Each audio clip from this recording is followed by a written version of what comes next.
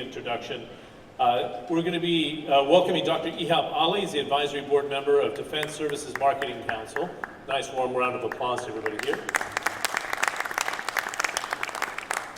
Yeah. Eric Eifert, Senior Vice President of Managed Security Services at Dark Matter. Dr. Javier Amarty, Chief Executive Officer of DAS Photonics. Vern Boyle, Vice President of Cyber and Advanced Concepts and Technology at Northrop Grumman Mission Systems. And Hoda Abdurrahman Alkhzaimi, Head of Cybersecurity and Cryptography Department at Emirates Technology Innovation Center. Dr. Ihab, you have, as you see on the clock here, 45 minutes. We allowed last time about 10 minutes for a Q&A at the end. It's a really comprehensive subject and you have a great lineup. I'll sit in the front row, and if you want, I can give you a hand with the microphone, but the floor is entirely yours, and do as you see fit. Thanks very much. If you'd like to, of course. Thanks.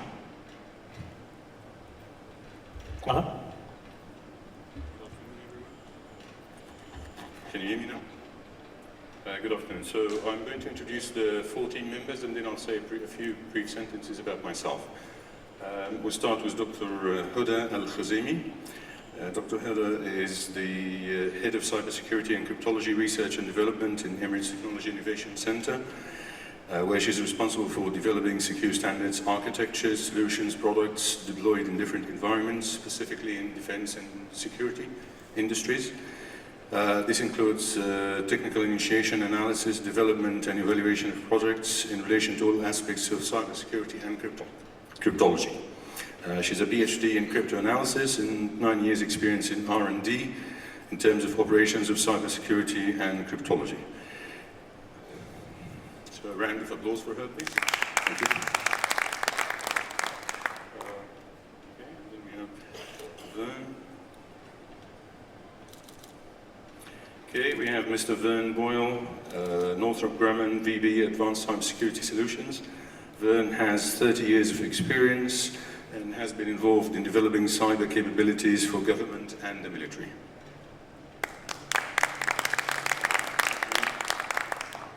And then Dr. Javier Martin, he's going to talk to us about UAV communication security, new vision on cybersecurity and electronic warfare, 25 years experience in IT, specifically around the military and aerospace, specialization in electronic warfare.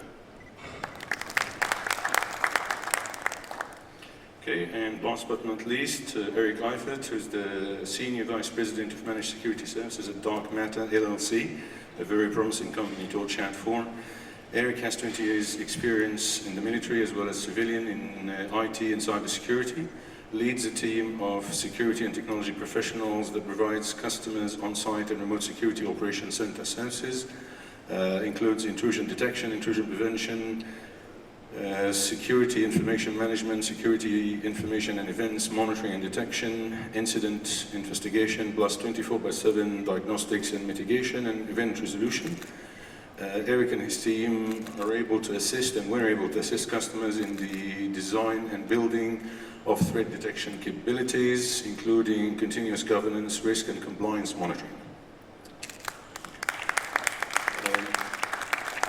Myself, I've 26 years experience, military and defense, come from a UK background where I've been involved with the Ministry of Defense, plus some intelligence services, also certified by the National Security Agency as information assurance specialist, including intrusion detection and prevention and cybersecurity solutions development and services.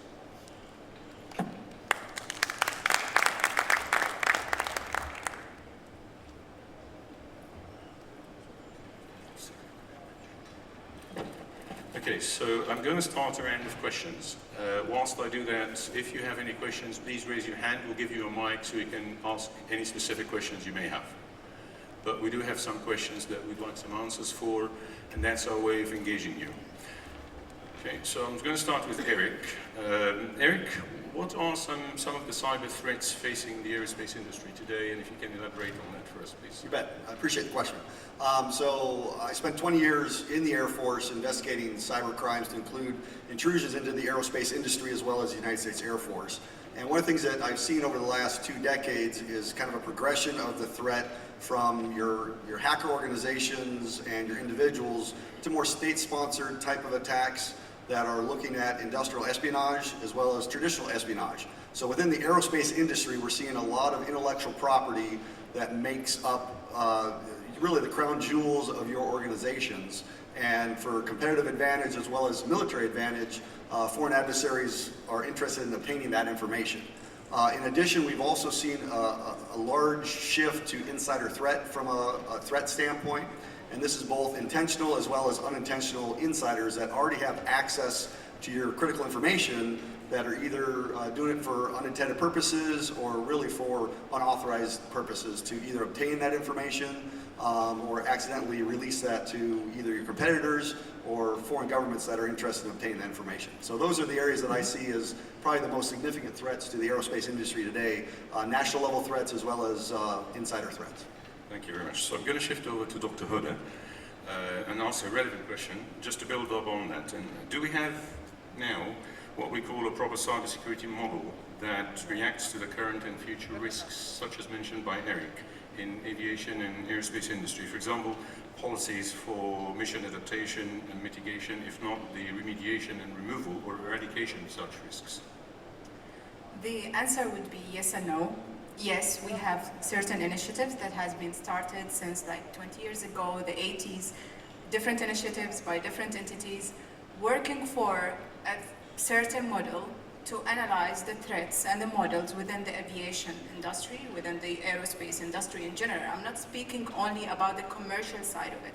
I'm speaking also about the tactical infrastructure side that is composed of a UAV system that's used for tactical procedures and tactical operations and missions.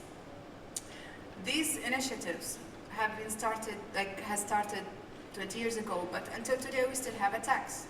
So in order to be able to say definite yes today, we have to have a proper framework that addresses the real threats, the real practical threats. And the definition of this framework would be different because you would have to bring people from the field. The people who are working on establishing this framework would be people who are working in the industry of aerospace and in cybersecurity together, bringing the concept of having security by design. The DNA of this system would be secure, not having security on top of the model later on as an afterthought. And this is why right now, in this century, we still have unencrypted satellite channels in some models that you can exploit. But if you have a proper framework that has been put by certain entities, these stakeholders that put this kind of framework are people from the aerospace industry, people from the research scientific community of cybersecurity. And yes, cybersecurity is not anymore a field of discipline of engineering. It's a field and discipline of science because you have to bring new innovations to counter these measures. Whatever you're using before is not working right now, it's not going to work in the future. So you need to bring the next generation that goes with IoT, Internet of Things, that goes with the smart cities, that goes with what we heard in the previous session, having a flight with an unmanned system on a commercial aerospace industry. So I think there is a huge amount of work that needs to be built globally by different entities, and one of the key words that we heard in the previous session is collaboration. Collaboration between the scientific, engineering, industrial, governmental entities to provide the information needed in order to analyze this system properly, identify the vulnerabilities, threats, attacks, and come up with the proper risk mitigation techniques. Okay, thank you very much for the comprehensive answer. Ladies and gentlemen, before we move on to my next question, do you have any questions from the public? Okay, can we please get a mic over there? Thank you.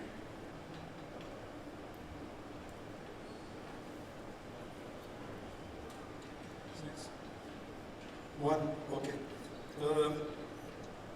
I am very interested to know from your side regarding the connection between the cybersecurity and cyber intelligence. That's the first thing. And the second is regarding the role of the ethical hackers in protecting the net and all our activities. Thank you. Would you like to take that question? Yeah, sure, I can address that for you. The connection between cyber intelligence and cyber security. So, cyber intelligence is typically about anticipating and understanding the threat in advance and trying to outmaneuver before the breach occurs. So that is the principal role of cyber intelligence. Cybersecurity is an attempt to protect the system. I think the challenge today is the fact that a lot of the systems are constructed from commercial products that have inherent vulnerabilities in them, and it's really difficult to understand all of those vulnerabilities and keep the adversary out. So I think a big shift in the future will be moving toward inherently resilient systems, reducing the impact of those vulnerabilities, and maybe also reducing the need for as much intelligence. Okay, does that answer your question? I will try to explain in different way this a little bit different. That means that cyber intelligence means more or less the control of the darknet. If you are controlling the darknet, you can prevent and you can increase the level of cybersecurity. Any comments? Any comments from the table? I can add a little bit to that. So one of the things that we look at in a security operations center is having really good sources of cyber threat intelligence. And you already kind of mentioned one of those sources, which is being able to understand what the adversaries are doing, what they're targeting, what their targets are, and then what their tactic, techniques, and procedures are. So as Vern said, you can be more proactive in your defensive posture.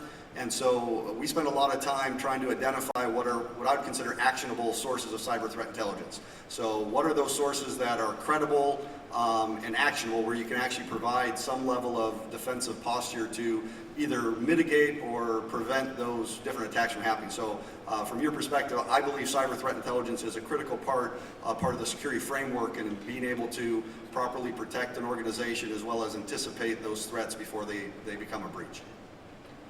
Thank you very much. So I have a question. I'm going to back to Vern. Can you please elaborate on the virtual, vertical, and physical asset types that are vulnerable, and also why does it seem so easy for the attackers to go through such assets and eliminate from a hacker's point of view? Yeah, sure. So as I just mentioned, a lot of our systems are built with commercial products, and those products are going to come with inherent vulnerabilities, and I think that's always going to be the case. There's a big push in military systems to implement open standards, and I think we can anticipate that is also going to come with some vulnerabilities as a result of using these open standards. So that's something that's very easy for an attacker to exploit. I think the other thing that strikes me lately, and I'm sure you've seen this, is the degree of automation that attackers are using.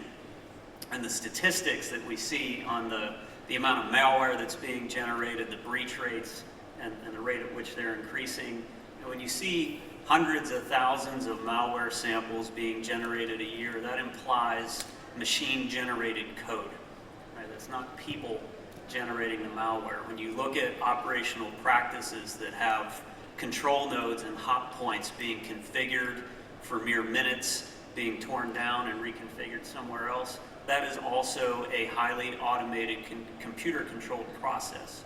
So you have an attacker that is implementing a machine-driven, highly automated command and control system, a highly automated malware generation system.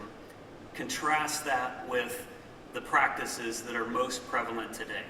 Attempting to use intelligence and monitoring and attempting to use a human-driven security operation model to battle this highly automated computer-driven system. It's kind of a losing formula. And so that's a big part of why the attackers always seem to be out in front. It's a result of that automation. Okay, thank you very much. Any questions from the public, or can I progress with my next set of questions? Okay, so I'm going to move to Dr. Javier Martin, specializes in UAV communication security, and my question is, how easy is it to bring down a UAV, and why is it so easy, or why does it seem to the public to be so easy to do so? Well, I think that it's easier, but of course there are some protections. So, well, my point here is typically it's talk about cybersecurity and electronic warfare intelligence as a different field, and I think it's very interesting to see how they could cooperate. And in fact, UAV is one of the assets on a platform in which this is very interesting, because there are many attacks in UAVs, mainly to disrupt the data link, the ground station, to intercept encrypted communications for the data link, and also to introduce noise jammers for the avionic computers on board, and even spoofing the GPS coordinates in order to take over the UAV. So at the end, it's something that you need to have on board, or you have another system in order to have self-protection of the platform. Protection means you need first to monitor, to measure what is called in electronic warfare, electronic measurement systems for communications, for radars. So that will help in first trying to identify who is willing to intercept, sending signals, jammers, everything. After that, the idea is to counter those attacks. And there are counter measurements in electronic warfare that have been properly designed to counter these attacks to UAVs. Of course, the technology is playing a role, and it's not, cannot be used any technology for any kind of measurement, any kind of attack. So it's important to consider that it's very interesting to have very wideband monitoring, the whole spectrum. The threats can come from any frequency. It's important, if the protection system is on board the UAV, to have a small size, weight and power consumption. It's very important also to have the immunity to interference properly inside it, and it's very important to have a very short time of reaction, very low latency in identifying the threat, and have a quick reaction. So there are technologies in the market. We are working on one of them, on photonics, in order to provide such complete solution for protecting, for measuring, and using typical EW, electronic warfare, intelligence systems for protecting assets as the UAVs, which is a typical example. Okay, thank you. So I just want to comment on that myself. In the early 2000s, Northrop Grumman, who are also sitting there, as well as Vern, have done a report to the Congress in the US. And the report was on the Chinese warfare capabilities combined with electronic warfare, which is your topic of specialty. And I believe that there were 12 counterintelligence units involved, including APT-1, which we've all heard about in recent news. Also a combination of several units for reconnaissance combined with electronic warfare capability. And when we talk about the Chinese warfare capability during warfare and also during peaceful times, it was followed by Discovery Channel's producing a film called The First 10 Days, which talks about what happens in the event of a strike from the Chinese army, or the Chinese Liberation People Army, or against the US or the UK, for example, and what would happen. So how could your photonics technology help prevent such future attacks combined with electronic warfare?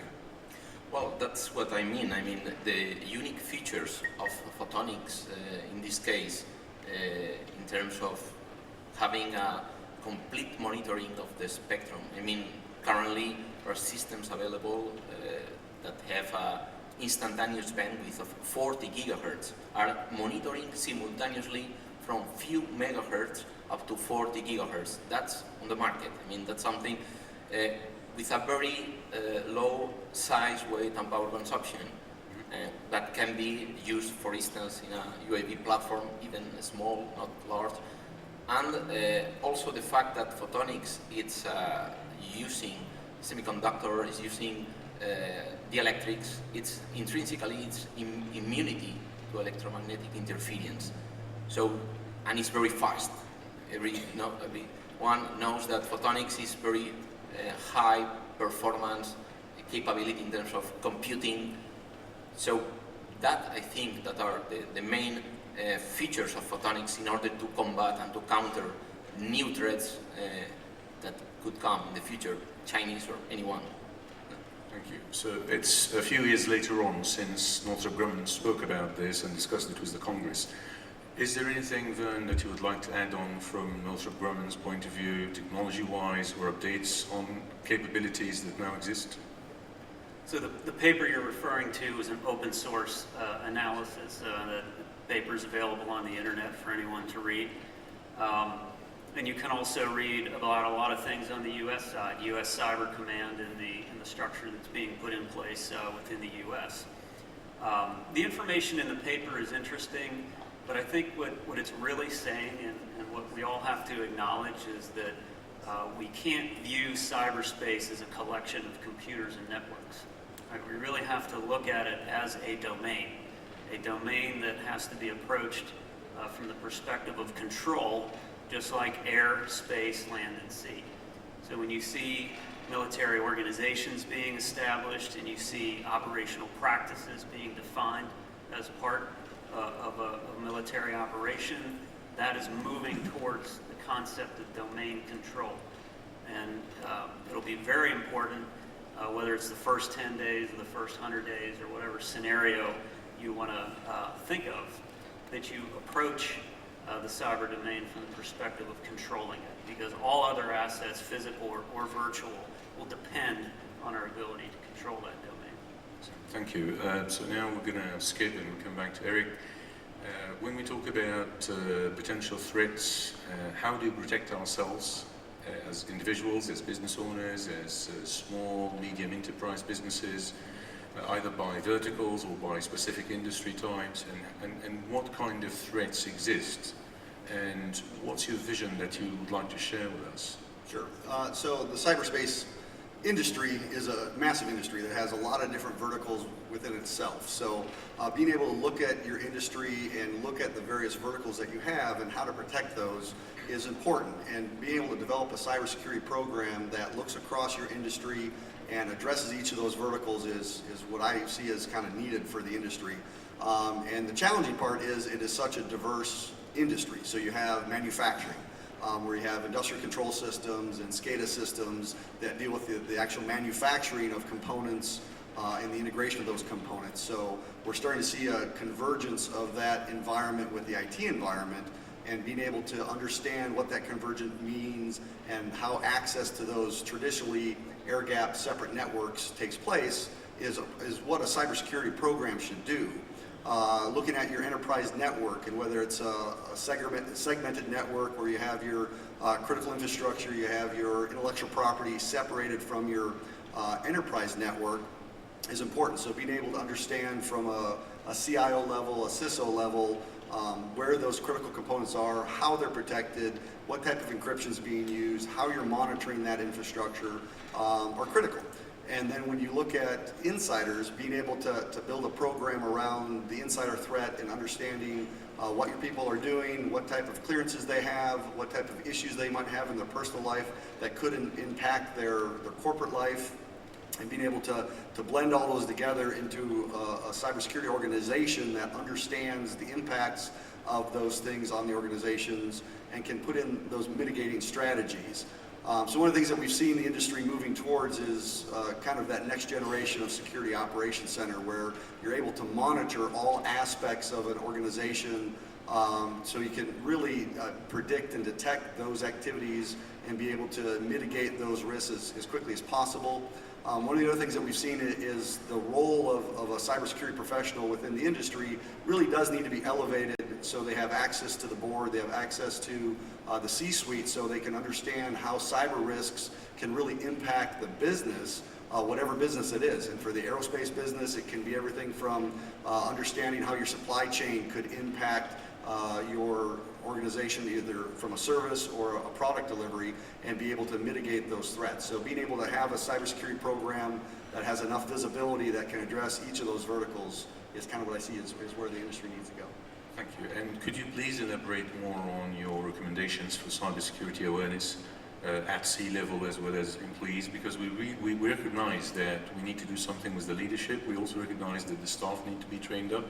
But are there any additional steps that we could take to develop cybersecurity awareness? Absolutely. And I think part of it is those that are in the position to inform the C-suite need to understand how the C-suite consumes information and makes decisions. So what I've seen is, speaking to a lot of different boards, is it's around risk reduction, and that's what the C-suite is responsible for. So being able to articulate cyber risks in the overall business environment and being able to educate them that a cyber risk is as relevant to a physical risk, or if a plant shuts down due to a cyber attack, you're going to impact the company and how it produces capability. And when you look at educating your workforce, having a security awareness program, looking at the various threats, really the threats that are being seen today, and being able to educate users on how they can be impacted by those threats is a part of most of the large, at least in the United States, defense contractor programs, where they have cybersecurity awareness programs that they have to go through on an annual basis. And we're starting to see much more sophistication with those programs, where they're introducing spear phishing attacks as a part of that awareness training, so users can really see how their actions can be impacted by that type of activity. Thank you very much. So we're going to go back to Dr. Hoda and ask a question. We've heard Vern mention systems, we've heard Eric mention systems, control systems, SCADA systems. We spoke about a combination of electronic warfare and UAVs and the deployment and the prevention. So when it comes to mission control systems, specifically aviation related, because of the summit, can we talk about how cyber attacks propagates through the mission control system, how it develops, how it can be detected, how it can be prevented, and also perhaps add your recommendations to take into account for the public? Okay, so in order to answer this question, I'll go back to the basic.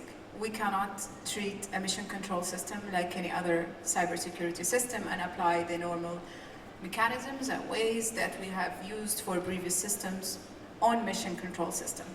As Vern have said, like, we have inherited vulnerabilities in each product in cybersecurity, and we don't want that kind of insecurity by inheritance to go to mission control systems. That's most of the systems that are in aerospace industry.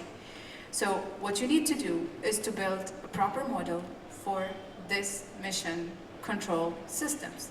Identify your elements and identify the major points of vulnerabilities that you might have in the system, and tailor your threat model for that system itself. This requires, of course, an openness from the industry. It requires an openness from not only the people who are, for example, in UAVs, you have certain vulnerabilities to the ground communication control, to the ground control stations, and to the command control system. So you have to address every entity by itself, and to assign controls and assign mitigation measures that are developed and tailored for that specific element. That being said, I think it's important to bring everybody who are in the industry, the manufacturers, the decision makers, the C-suite, as you have said, in order to be part of this threat modeling at a specific layer, not necessarily on the execution level, but for them to understand that there is a risk, a huge risk to your operation, to return of investment in the future if you will not address certain vulnerabilities that are within the system. I think recently, 2013, Boeing had suggested a framework for cybersecurity, and you would understand, like, you would be like, why would an aerospace manufacturer be interested into proposing such a framework because they wanted to have a perspective from a critical infrastructure system and to suggest such models for that framework. Thank you. So moving on to Vern. Recently I've been going through the White House cybersecurity framework known as NIST 7628IR that addresses critical infrastructure specifically around the grid. Now, that's one example of a framework for cybersecurity. If I now look at the aerospace industry and potentially look at how to identify possible threats, challenges that they could be facing, what are some of the more significant challenges that they could be facing now or potentially in the future? Okay, so I think there are some disruptions occurring in industry that are going to make its way back into military systems maybe sooner than we think. The Internet of Things and the prevalence of software-defined systems, software-defined infrastructure is emerging in the commercial industry. It's going to emerge very rapidly. Those technologies will accelerate more and more unmanned systems and autonomous systems, as we're hearing about in this conference and the one next door. And so it's very challenging today to understand what's in your network, what the configuration of your systems are. It's very challenging to monitor those systems. And the prevalence of the Internet of Things and the ability of software-defined infrastructure to be rapidly reconfigured on the fly will make it even more difficult. So I think one of the big challenges is going to be shifting away from a mindset that is based on monitoring, based on trying to react to observables in data, trying to understand risk in advance, and trying to instead replace it with inherently resilient tools and systems that will be more compatible with a software-defined environment, a hyper-connected Internet of Things, if you will. And it'll move us more in the direction of that high-speed automation that the adversary is currently enjoying. So I think those are some emerging trends. They're going to break a lot of the security models that we're comfortable with today. And it'll be a challenge initially, but I think it'll also force us to implement some things that will be more effective in the long run. Thank you very much. I think we have a question from public. Hello, sorry. I'd like to ask the opinion of the panelists on this question. Is modern technology advancing and progressing so quickly that cyber defenses cannot keep up, which is exposing companies and governments alike to attack from hackers? Okay, please go ahead. Yes, it's advanced too quickly, but as Vern have said, we have to move from normal practices of applying cybersecurity and defining cybersecurity. We cannot just say cybersecurity is about this box and the rest is something else. We have to redefine cybersecurity to include security not by reaction to what's going to happen right now, but by forecasting what's coming ahead in the years ahead. And we have a lot of products that are based in artificial intelligence, based on machine learning, that's all like intelligence products that's gonna move and accelerate to the next level. And to be able to do that, we have to have a proper industry that is led by research and proper research that forecasts industry need. So in short, we have to have proper R&D capabilities within the cybersecurity community that is not restricted only to the professionals of cybersecurity, but open to the other professionals from the industry, like from aerospace industry. An aerospace engineer can have a say of how to protect their systems, how to build security components within their systems. And the same applies for everyone else. So I think the challenge carries on, and it's not the end yet. We're keeping up with that. Yeah, I mean, the short answer to your question is yes. The technology is advancing very rapidly. You can pick up any newspaper and read about another attack, and that's going to continue as long as we continue to try to apply the same failed methodologies over and over again. You know, the attackers are not bound by the tools and CONOPS that we use. They're highly automated, highly sophisticated. They're nation-state driven, as you've mentioned. They're very precise in what they're trying to do. So their methodologies are outpacing the state of practice today. And until we break that model, you can expect more of the same.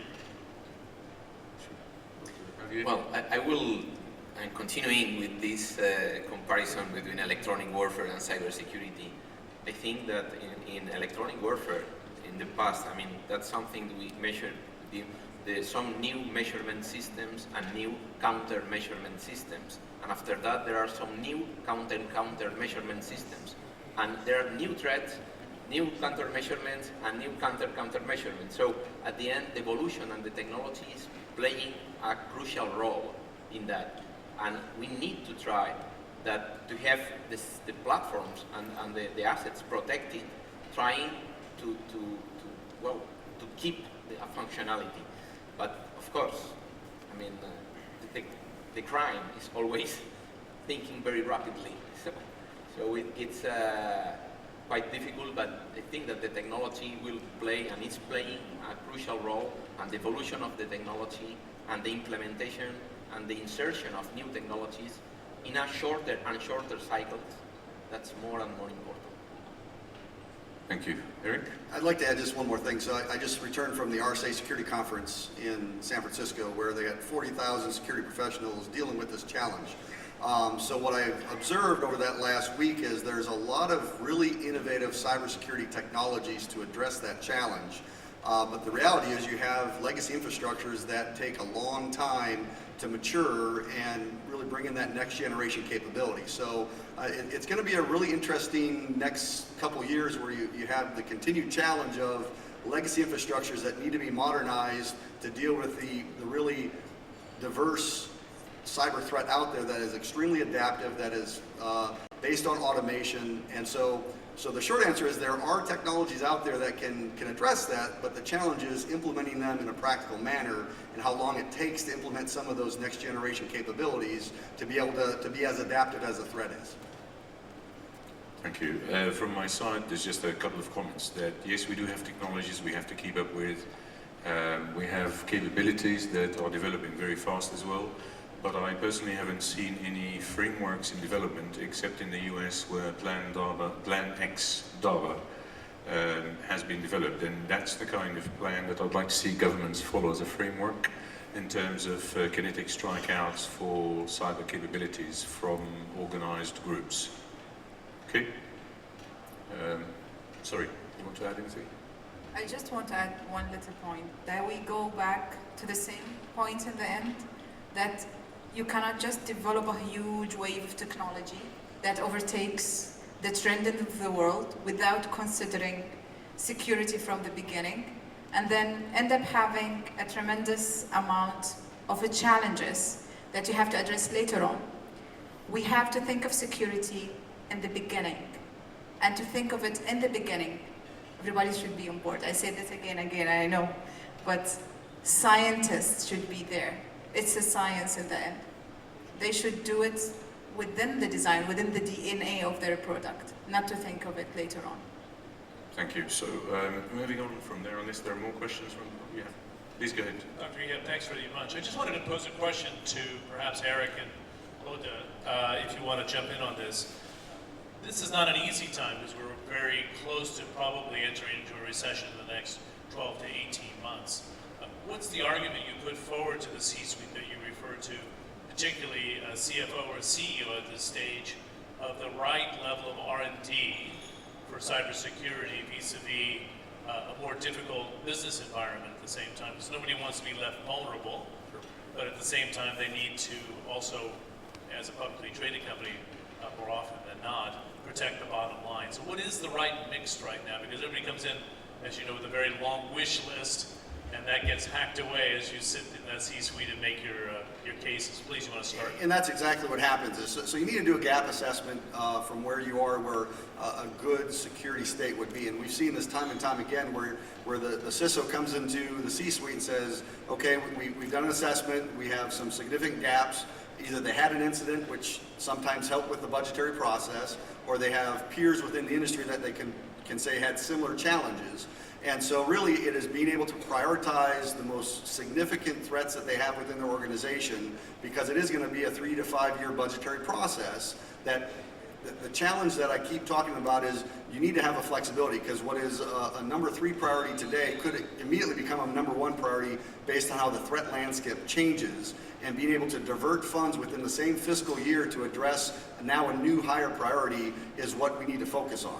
And so really the discussion is being able to have that prioritized list of capability enhancements, and then looking at offsets. So a lot of times there's a lot of technologies that you can buy a single technology that will allow you to replace 2 or 3 technologies.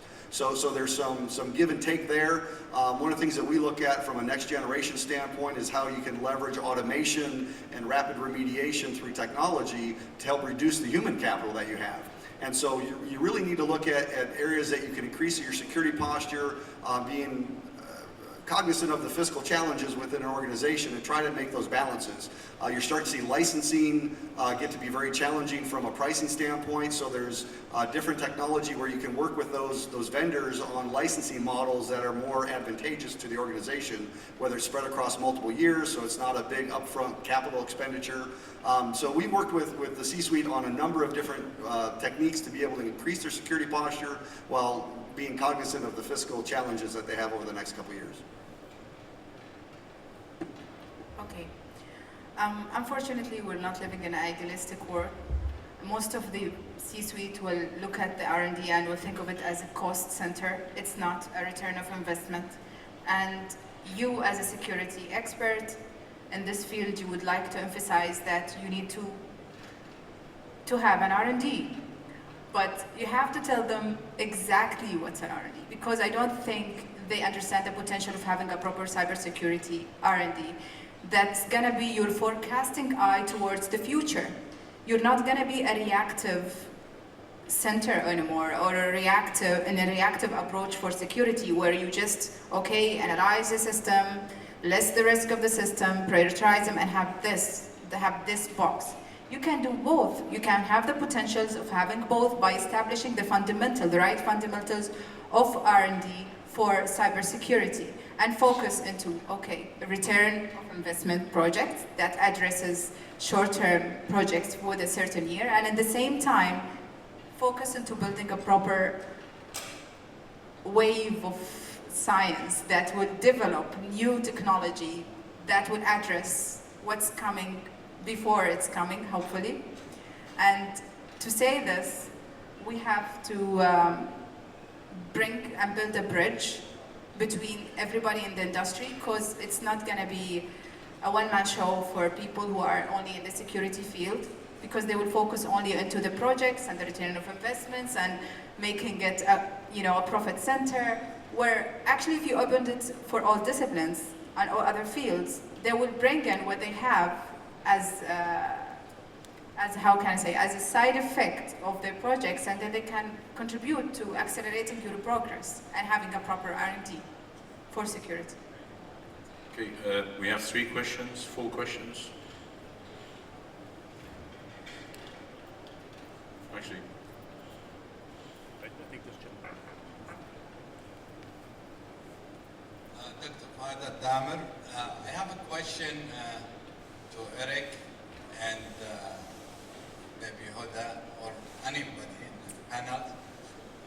You're talking about security and the difficulty to keep the momentum going.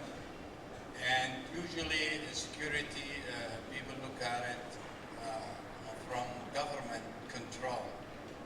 And in the last couple of years, I'm talking about the security, cybersecurity in the region, how it's been adopted, and do you see it is really developing and going in the right way, comparing like 2 or 3 years ago from government perspective. You know, like I know in the governments, they always require, you know, like they start this thing by requiring for the industry to really comply with this, with cybersecurity. Do you see there is some changes in the governments and the region going to the path where they'll meet your needs to develop it more? I think that's a great question, Dr. Fahd. Appreciate that. So within the region, we have seen in the last 2 years a really big government push to get governance, risk, and compliance regulations out to the critical infrastructure. And so that's either the federal government or the oil and gas industry, water distribution, so really the critical infrastructure for the countries. And so my experience here within UAE is a good example. So they created an organization a couple years ago called NISA, the National Electronic Security Authority, and one of their responsibilities is to do exactly that, to create regulations that would be pushed out to the critical infrastructure for cybersecurity. So what they've done over the last couple years is develop 188 controls, and it goes through different priority levels, priority 1 controls, priority 2 controls, that focuses on some of the fundamentals that organizations should have with regards to cybersecurity. And so what they've done, and I've seen this in the other countries within the region as well, they'll issue these requirements to these agencies, and they'll do a self-assessment, and then they'll follow in soon behind to do basically a vulnerability assessment and a gap assessment of where they stand compared to what those requirements are, and then work with them to really develop that get well plan and how to bridge the gap and close those vulnerabilities and really help them become compliant. So I'd say within the last 2 years, there's been a large focus within the region specifically to get those guidances out there. And a lot of them are based on either NIST standards from the United States or ISO standards from the international community. So it's packaging those for this region specifically and be able to put that guidance out so they can focus on that compliance. Thank you. I'm aware we're running out of time, so perhaps one more question. I think one element that I haven't seen you address as a panel here is human capital, developing the future talents or talents to cope with these changes in technology and cyber threats and attacks. So I'll be interested to hear from Vern on a company like Northrop Grumman. What does it do to keep its talent and really develop the future business leaders when it comes to cyber? And from Dr. Hoda, is there initiatives in the UAE that looks after that? Sure. Well, in Northrop Grumman, we have something called the Cyber Academy, and it's a collection, it's a catalog of training programs that we use to train our company, train our customers on best practices, methodologies. We make that available to customers around the world. That's a good way to get people at a common level and work them through a competency model, if you will, and help professionalize the skills and help bring along the next generation of technical leaders.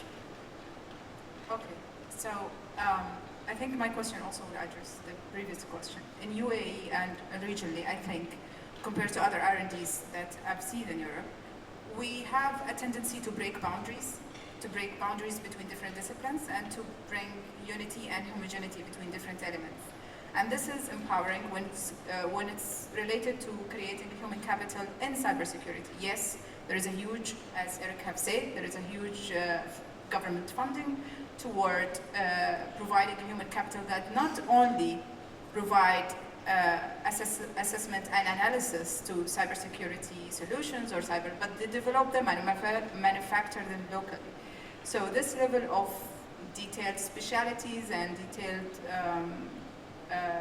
competencies required is really available in the region and in the area, and I wish, inshallah, in the future that we will see in such conferences and such forums a bigger portion of this local capitals available to be able to tell you more about the local R&D in all aspects, not only in cybersecurity.